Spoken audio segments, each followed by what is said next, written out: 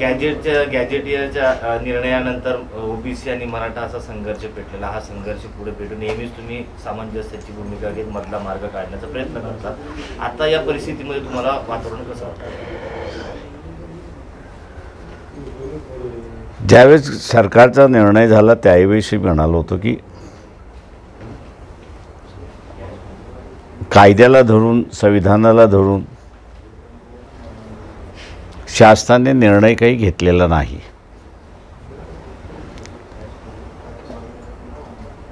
अगोदरही आम्ही असं भूमिका अशी घेतली होती की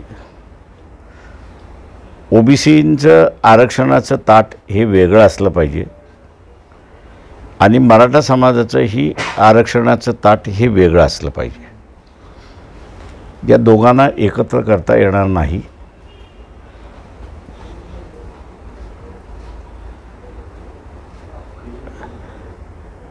आणि तो आत्ता माझ्या अंदाजानं याच मुंबई बेंच औरंगाबाद खंडपीठ जे आहे त्याचे असणारे जस्टिस लॉर्डशिप मार्ला पार्ले आणि लॉर्डशिप बगा या दोघांचं असणारं जजमेंट आहे, डिव्हिजन बेंचचं जजमेंट आहे. त्या डिव्हिजन बेंचच्या जजमेंटमध्ये हाच इश्यू होता की सर्व मराठा समाजाला ओबीसी म्हणून संबोधता येतं का. तेव्हा निर्णय असा देण्यात आला की सर्व मराठा समाजाला ओबीसी म्हणून संबोधता येत नाही. या निर्णयावरती अपील सुप्रीम कोर्टामध्ये करण्यात आलं आणि सुप्रीम कोर्टाने या निर्णयामध्ये तसूभरही बदल केला नाही आणि सर्व मराठ्यांना ओबीसी मानता येणार नाही हा जो निर्णय होता हायकोर्टाचा त्याला त्यांनी असणारा शिक्कामोर्तब केला अशी असणारी परिस्थिती आहे.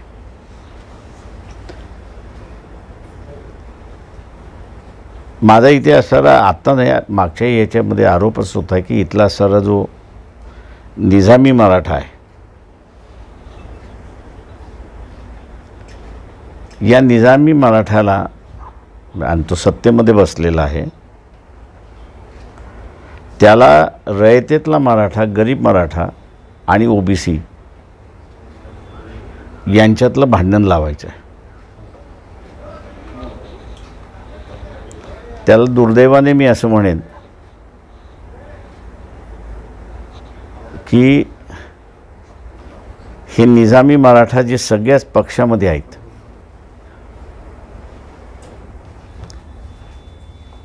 त्यांनी जे मागच्या काही दिवसापूर्वी आंदोलन झालं त्याला पूर्णपणे पाठिंबा देण्यात आला. हे निजामी आमदार आहेत, निजामी खासदार आहेत, त्यांना पक्ष ते विसरतात. आता आपल्याला संधी मिळालेली आहे ओबीसी आणि मराठा समाज ह्याच्यात भांडणं लावण्याची. ती संधी काही ते सोडत नाहीत आणि दुर्दैवाने आता आपण बघितलं असेल की ओबीसी समाजसुद्धा रस्त्यावरती उतरलेला आहे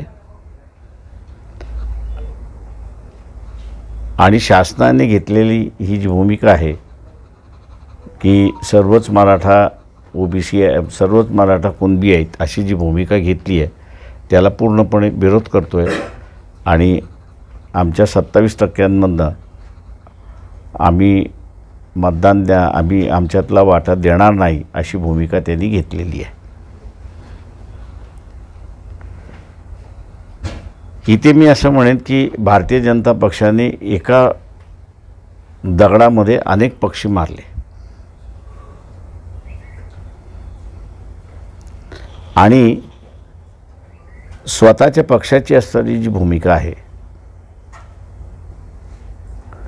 की आरक्षण असूच नाही याच्याबद्दल गोंधळ घालायला सुरुवात केलेला आहे.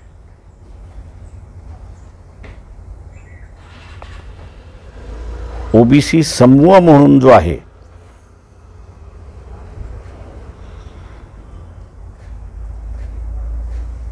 यांनी आता लक्षात घेतलं पाहिजे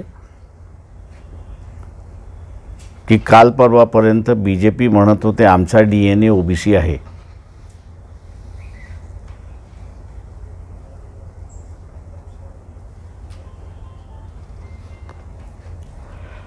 मुळात शत्रू नंबर 1 ओबीसीचं कोण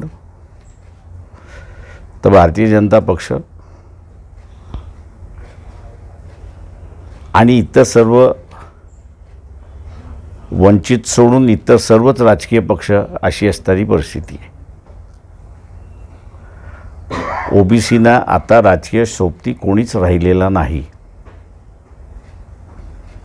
अशा कालावधीमध्ये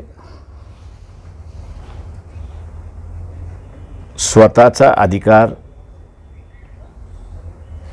आणि आम्ही जे म्हणतोय की बड्या कष्टाने आमच्यासारख्या यांनी विश्वनाथ प्रताप सिंग यांना 1990ला पंतप्रधान केलं आणि मंडल कमिशन लागू केला. ते वाचवणं आता ओबीसींच्या हातामध्ये आहे. तेव्हा राजकीय जागृती करणं हा सगळ्यात ओबीसीचा मोठा प्रश्न आहे असं मी त्या ठिकाणी मानतो. आणि स्वतःचं राजकीय अस्तित्व त्यांनी प्रस्थापित केलं पाहिजे. आणि राजकीय अस्तित्व प्रस्थापित करायचं असेल तर 2-4 ओबीसीचे जिल्हा परिषदेमध्ये, नगरपालिकेमध्ये, महानगरपालिकेमध्ये निवडून येण्यापेक्षा पूर्णपणे बॉडीज ही ओबीसीची कशी असेल याच दृष्टिकोनातून त्यांनी आता वर्कआउट केलं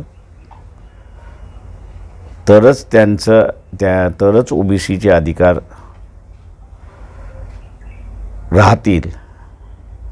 नाही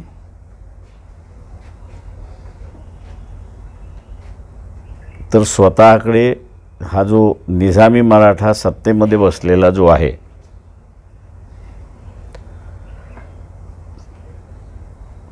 तो 27%च्या 27% हे ओबीसींकडून काढून मराठ्यातले जे कुणबी झालेत त्यांना दिल्याशिवाय राहणार नाहीत. हा धोका ओबीसीनी लक्षात घ्यावा. मग ते शिक्षण क्षेत्रामधलं असेल, ते राजकीय क्षेत्रामधलं असेल किंवा ते सर्व्हिस सेक्टरमधलं असेल.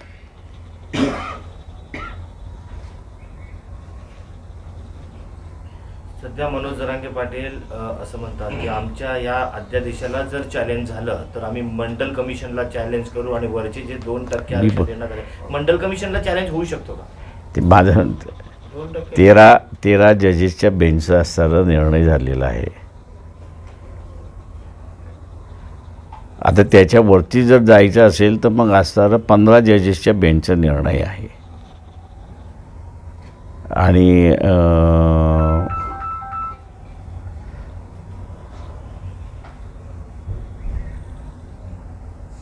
हे निर्णय येण्याच्या अगोदर पार्लमेंटने सुद्धा